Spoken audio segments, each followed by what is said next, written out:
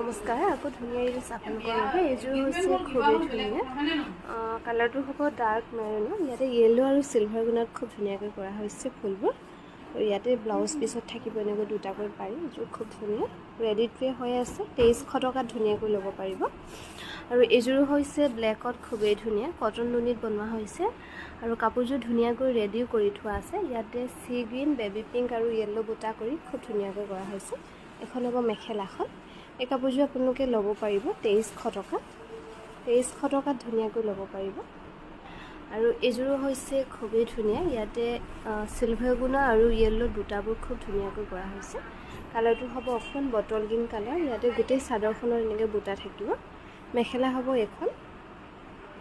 আৰু সাইড পাৰি থাকিব এনেকৈ এই কাপোৰযোৰ ল'ব পাৰিব 2400 টকা ৰেডি টু ৱে কৰি